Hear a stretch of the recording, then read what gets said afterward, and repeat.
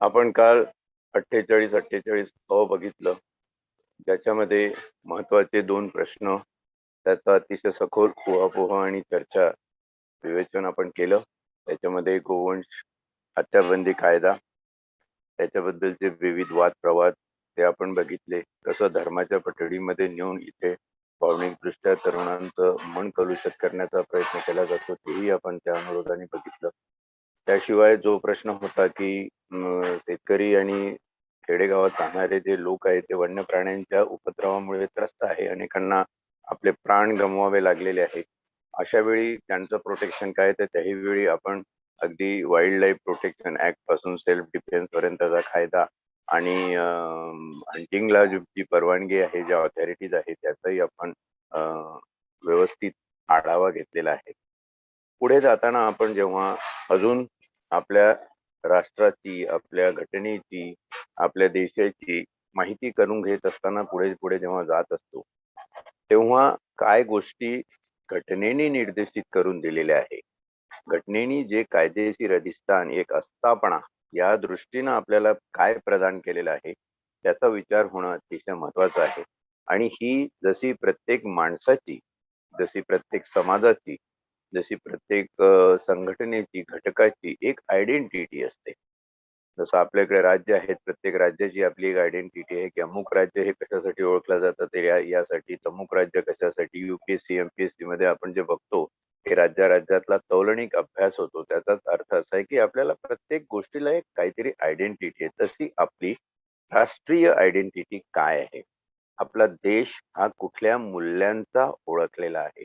आपण जर हा 49वा छेद भाग 4 मधला बघितला, तर आपल्या असं लक्षात येईल की जरी ही मार्गदर्शक तत्व म्हणून याच्यात दिलेली असली तरी संसदेने केलेले कायदे, त्या बरहुकूम आमची जी ओळख आहे, आमची जी आयडेंटिटी आहे, ती आयडेंटिटी कधीही क्रायसिस मध्ये येऊ नये अशा प्रकारचा एक संरक्षणात्मक, सुरक्षात्मक पवित्रा संसदेने घ्यावा, अशी घटनेने संसदेला एक बजावणी केलेली आहे याच्यामध्ये की घटनेने हे बघायचं आहे, संसदेने हे बघायचं आहे. घटना काय म्हणते की राष्ट्रीय महत्वाची स्मारके, म्हणजे या ठिकाणी आपण या अनुच्छेदाचा जेव्हा उल्लेख करतो तेव्हा आपल्या असं लक्षात येतं की राष्ट्रीय, अधोरेखित होणारा त्याच्या पुढचा शब्द आहे महत्वाची, तिसरा अतिशय महत्वाचा शब्द स्मारके, चौथा स्थाने आणि वस्तू यांचे रक्षण. हे सगळं बघत असताना आपल्याला आपल्या डोळ्यासमोर अख्खं राष्ट्र असं उभं राहतं की राष्ट्रीय महत्वाची स्मारके, त्याच्यात प्रतीक आहेत, त्या प्रतीकाच्या माध्यमातून जी आपली ओळख सिद्ध होते, त्या ओळखेला एक संदर्भ आहे आणि तो संदर्भ लक्षात घेऊन आपण आपली ही ओळख जपायची आहे. ही रक्षण करत असताना संसदेने राष्ट्रीय महत्वाचे घोषित केलेले, याशिवाय जे जे काही संसदेने, म्हणजे राष्ट्रीय स्मारके कुठली, महत्वाची स्मारके, हे विशेषण लावलेलं आहे. राष्ट्रीय महत्वाची स्मारके कुठली, तर जे संसदेने कायदा करून घोषित केलेलं आहे की हे राष्ट्रीय स्मारक समजलं जाईल. आज एखादी वास्तू राष्ट्रीय स्मारक नसेल, जसं आपण जर गुप्तवार्ता विभागाचा आणि गुप्तवार्ता संकल्पनेचा विचार केला, तर बहिर्जी नाईक यांची जी समाधी आहे विटा येथे, सांगली जिल्ह्यामध्ये, भांगुरगड या ठिकाणी, तर उद्या एखाद्या वेळी आपल्याला जास्त जागृती त्यांच्याबद्दल निर्माण झाल्यावर ते राष्ट्रीय स्मारक म्हणून घोषित होण्याची शक्यता आहे. म्हणजे अशा अनेक गोष्टी ज्या प्रवाहात येतात, जसं भीमा कोरेगावचा विजयस्तंभ हा राष्ट्रीय स्मारक म्हणून घोषित करण्यात आलेला आहे. तो घटनेच्या वेळी झाला नाही, पण घटना जेव्हा निर्माण झाली त्याच्यानंतर ते राज्य प्रचलित झालं, त्याच्यानंतर अशी, तर संसदेने राष्ट्रीय व महत्वाचे म्हणून घोषित केलेले ती सगळी राष्ट्रीय महत्वाची स्मारके, स्थाने आणि वस्तू या असतील. सुरुवातीच्या ज्या होत्या त्यात आहेच आहे, पण त्याशिवाय अजून काही, जसं जसं देश प्रगती करत जातो, जसं जसं आपलं स्वतःची ओळख आपल्याला ऐतिहासिक मुद्द्यातनं, इतिहासातनं आपल्या माहीत होत जाते, त्या प्रकारचे स्मारक, स्थानं आणि वस्तू आपण समाविष्ट करू शकतो. ते अधिकार घटनेला आहे असे राष्ट्रीय स्मारक घोषित करण्याचे.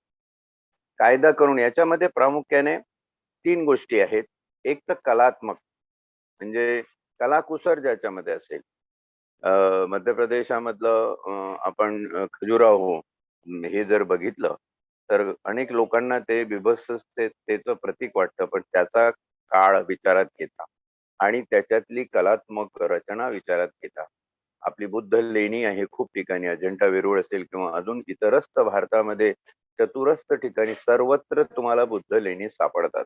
या बुद्ध लेण्या ह्या कलात्मक दृष्ट्या अतिशय महत्वाचा राष्ट्रीय ठेवा आहे. त्याला एक इतिहास आहे आणि म्हणून त्या ऐतिहासिक आहे. याच्यामध्ये इतिहास आणि ऐतिहासिक समजून घ्यायला पाहिजे. प्रत्येक ऐतिहासिक गोष्टीला इतिहास असतो, पण प्रत्येक इतिहास असलेली गोष्ट ऐतिहासिक होईलच असं नाही. म्हणून घटनेने घोषित केलेले असा जो शब्द प्रयोग आहे तो आपल्याला या ठिकाणी लक्षात घेतला पाहिजे, की ज्या गोष्टीला ऐतिहासिक वारसा लाभल्यानंतर ही गोष्ट आपल्या राष्ट्राची ओळख, आपल्या राष्ट्राचं एक स्मारक म्हणून निष्पन्न होऊ शकते. राष्ट्रीयत्व त्याच्यामध्ये ओतपोत भरलेलं आहे. राष्ट्रीय संदेश आपल्याला त्याच्यामधून देता येऊ शकेल. अशा प्रकारच्या गोष्टी असतील तर त्या ऐतिहासिक. आणि तिसरं आहे कुतूहल निर्माण करणारे. याच्यामध्ये ताजमहालचं उदाहरण फार स्पष्ट आहे. 7 वंडर्स ऑफ द वर्ल्ड आपण जेव्हा म्हणतो की 8वं जगातलं कुतूहल काय असेल तर ते ताजमहल आहे. आणि ह्या सगळ्या गोष्टी जतन झालं पाहिजे. एखाद्या गोष्टीबद्दल कुतूहल आहे, पिझाचा टॉवर त्याच्याबद्दल कुतूहल आहे, इजिप्तची पिरॅमिड त्याच्याबद्दल कुतूहल आहे. युगे वर्षानुवर्षे आज त्या पिरॅमिड वरती, त्या पिझाच्या टॉवर वरती रिसर्च होतो आहे की ही कलाकृती निर्माण कशी झाली असेल. या निर्मितीमध्ये काही वैश्विक संदेश आहेत का, काही संपूर्ण जगाचे संदेश आहे का, विश्वाचे काही संदेश आहे का, असा जो भाग आहे ज्याच्याबद्दल एक कुतूहल निर्माण होत असतं. त्या पिरॅमिड बद्दलची आख्यायिका आहे. म्हणजे आख्यायिका एवढ्यासाठी शब्द म्हणतो की अजून वैज्ञानिक दृष्ट्या ते सिद्ध व्हायचं आहे की पिरॅमिड मध्ये एका विशिष्ट ठिकाणी जर एखादी वस्तू ठेवली तर ती कालातीत होऊन जाते. म्हणजे काळाचा परिणाम तिच्यावर होत नाही, ती आहे त्याच स्थितीमध्ये तशीच राहते. अशा प्रकारचे जे ज्या काही गोष्टी म्हणजे कुतूहल निर्माण करणार. आता ताजमहल बघितलं तर ताजमहल बद्दल पण आपल्याला एक बघितलं की डोळ्यासमोर एक आनंद होतो प्रचंड. अरे बापरे, काय वस्तू बनवलेली आहे त्यावेळी. तो जिओग्राफिकल त्याचा जो स्थानापन्न झालेला आहे, ज्या ठिकाणी ते जागा निवडली गेली, यमुनेचा तो तट आहे आणि त्या तटावरती ताजमहल बांधलेला आहे. कितीतरी दिवस ते असं अजून तसंच आहे. ह्या सगळ्या गोष्टींचं काय केलं पाहिजे? संसदेने कायदा कशासाठी केला पाहिजे? तर त्याच्यामध्ये 5 ते 6 शब्द महत्वाचे आहेत. यथास्थिती म्हणजे आहे तसं जतन झालं पाहिजे. त्याला बदलता कामा नये. चेंजिंग डायमेन्शन हे त्याला लागू पडत नाही. यथास्थिती आहे तसं त्याला ठेवलं पाहिजे. त्याची लूट होऊ देऊ नको.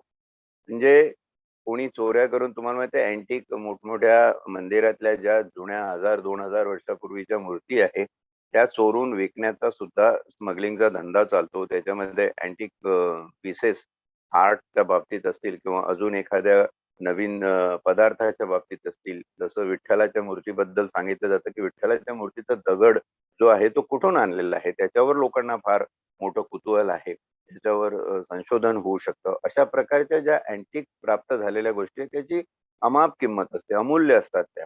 त्याची लूट होऊ नये. त्या कोणी चोरून हिसकावून नेऊ नये. तिसरं, त्याला विद्रुपीकरण होऊन, त्याचं विद्रुपीकरण होऊन. कारण हे विद्रुपीकरण तुम्हाला दिसेल की ज्या वेळेला यवनी राज्य, मुसलमान धर्मियांचं राज्य या ठिकाणी सगळ्या भारतामध्ये प्रस्थापित झालं, तर तिथे तुम्हाला दिसेल की ज्या ज्या ठिकाणी अशा कलाकुसरीच्या मूर्ती होत्या, ती प्रतीकं, ती आपली स्मारकं नष्ट करण्याच्या उद्देशाने त्याचं विद्रुपीकरण केलेलं दिसतं. अनेक बुद्ध लेण्यांमध्ये तुम्हाला हे विद्रुपीकरण झालेलं दिसतं. हे जे विद्रुपीकरण आहे, ते विद्रुपीकरण म्हणजे एखाद्या राष्ट्राची ओळख पुसून टाकण्याचा अयशस्वी प्रयत्न आहे. पूर्णपणे त्याची ओळख मिटूनच जाऊ शकत नाही. विद्रुपीकरण काय? कला या रूपतत्वाचं विद्रुपीकरण तुम्ही कसं करणार? कला ही कला आहे. तुम्ही एखाद्या मूर्तीचा भंग केला म्हणजे, आता अफगाणिस्तानामध्ये मध्यंतरी बुद्धाच्या खूप महाकाय मूर्त्या सापडल्या.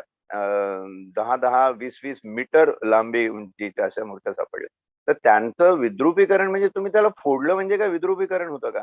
ते फोडलं तरी त्याचा एक तुकडा जरी तुम्हाला सापडला तर त्याच्यातही तुम्हाला कला आविष्कार सापडतो आणि हा कला आविष्कार साधा नसतो. तर हे विश्वाचं रूप तत्व. कलाकार एखादी कलाकृती निर्माण करतो.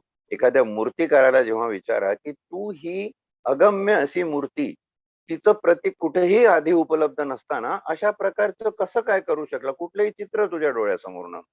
तर ते विश्वाचं रूप तत्व त्या कलाकाराच्या मानसिकतेतून, त्याच्या बौद्धिक क्षमतेतून, त्याच्या वैचारिक क्षमतेतून त्या दगडामध्ये साकारत असतं. हा जो आविष्कार आहे कलेचा, तो तुम्ही कसा नष्ट करणार?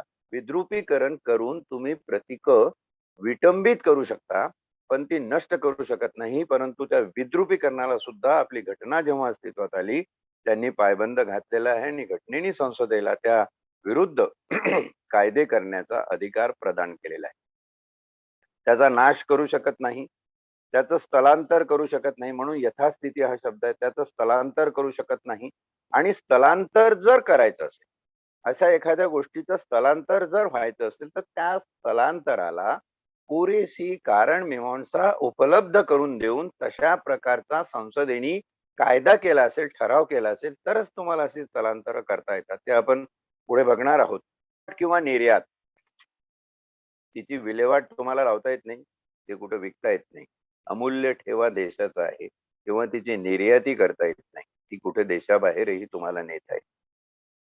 छत्रपती शिवाजीच्या भवानी तलवारीवर अशा प्रकारे बराचसा वाद झालेला आपण बघितलेला आहे.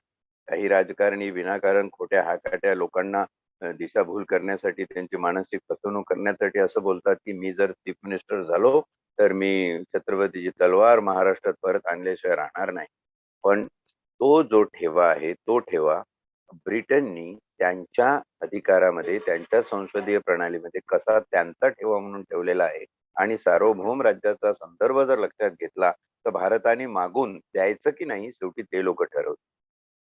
असं त्याचं एखाद्या गोष्टीचं जर एखाद्या राष्ट्राने हे केलं असेल तर तुम्ही मागणी निश्चित करू शकता की ही तलवार आमच्या राष्ट्राचं एक स्मारक आहे, एक प्रतीक आहे, ती ओळख आहे आमची. या तलवारीने हिंदवी स्वराज्य या पहिल्या याच्यामध्ये 12 बलुतेदारांना घेऊन जे तळागाळातले बहुजन वर्ग आहे, ज्यांना तुम्ही शूद्र म्हणून हिणवतात, तोही या ठिकाणी राजा होऊ शकतो. त्याचं प्रतीक आहे, त्याचं ऐतिहासिक संदर्भ आहे, जिवंत इतिहासाचं प्रतीक आहे. तर अशा प्रकारच्या ज्या गोष्टी आहेत त्या आपण मागणी करू शकतो, पण द्यायचं की नाही हा त्यांचा खरा विचार आहे. परंतु अशा गोष्टी मला तरी वाटतं प्रामाणिकपणे की याची मागणी व्हावी. डिप्लोमॅटिक स्तरावर आपल्या वाणिज्य आणि ट्रेडच्या स्तरावरती काही टर्म्स कंडिशन असतील, त्या टर्म्स कंडिशन देऊन आपण त्या गोष्टी मिळवाव्या. कारण त्या किती अमूल्य आहे त्याचं महत्व कदाचित ब्रिटिशांना कळलं असेल की त्यांच्यासाठी सुद्धा ती ऐतिहासिक वास्तू आहे, की ज्या भूमीमध्ये छत्रपती सारखा नरश्रेष्ठ राजा होऊन गेला, त्या भूमीवर आम्ही 150 वर्ष राज्य केलं. हा त्यांचा इतिहास नाही का? हे तेही इतिहास दाखवतात. म्हणून हे का झालं त्याचाही कधीतरी आपण विचार करायला पाहिजे. हा अनुच्छेद 49 मला वाटतं याच्यावर 4 भाषणं दिली तरीही कमी पडतील. इतके संदर्भ आणि इतका गाढा इतिहास याच्यामध्ये दडलेला आहे. जितकं तुम्ही याचं उत्खनन करत जाल, तेवढा तुमचा स्वतःचा चेहरा आरशात स्पष्ट तुम्हाला होत जाणार. आरशावरची जी झुरळ आहे, ती मात्र तुम्ही निस्पृहपणे मागे सारली पाहिजे, निस्पृहपणे काढून टाकली पाहिजे. त्याच्यात तुमचा काही छुपा अजेंडा नाही पाहिजे, की मोठं राष्ट्रीय प्रतीक कुठंतरी माजवायचं, सांगायचं की मी हे करेल, ते करेल. मध्यंतरी काही मुख्यमंत्र्यांनी असे प्रकार केलेले आहे. राजकीय अजेंडा म्हणून ठीक असेल हो. तुम्ही जनतेला नेहमीच दिशाभूल करण्यामध्ये माहीर असता, पण अशा बाबतीत तुम्ही दिशाभूल करू नये आणि ती करायची असेल, तर तुम्ही त्यासाठी सातत्याने प्रयत्न केले पाहिजे. मला वाटत नाही की त्यावेळेच्या महाराष्ट्राच्या वल्गना करणाऱ्या राजकारण्यांनी किंवा स्वतःला राजे म्हणून घेणारे जे लोक आहेत आज आपल्याकडे, ते वल्गना करण्यापलीकडे दुसरं काही करताना दिसत नाही. मग ते ओबीसीचं आरक्षण असो की मराठ्यांचं आरक्षण असो, त्या लोकांनी कर्तृत्व शक्ती पणाला लावून इथं काहीतरी सिद्ध करून दाखवायचं आहे की हो, आम्ही हे प्रतीक आणून दाखवतो. मी तर म्हणेल तो दिवस या महाराष्ट्रासाठी आणि संपूर्ण भारतासाठी अतिशय भाग्याचा असेल, ज्यावेळी छत्रपती शिवरायाची भवानी तलवार आमचं राष्ट्रीय प्रतीक म्हणून आमच्या भूमीमध्ये कुठंतरी आरूढ होईल, कुठंतरी स्थानापन्न होईल. तर इत्यादी गोष्टीवर कायदे करण्याचे अधिकार हे सरतेशेवटी संसदेला आहे आणि या प्रतीकांची, या स्मारकांचं रक्षण करण्याची जबाबदारी ही राज्यांची आहे. म्हणजे भारताची, त्याचप्रमाणे भारतात समावित असलेल्या सगळ्या घटक राज्यांची ही जबाबदारी आहे. अशा प्रकारचा या ठिकाणी उल्लेख अनुच्छेद 49 मध्ये सांगितलेला आहे.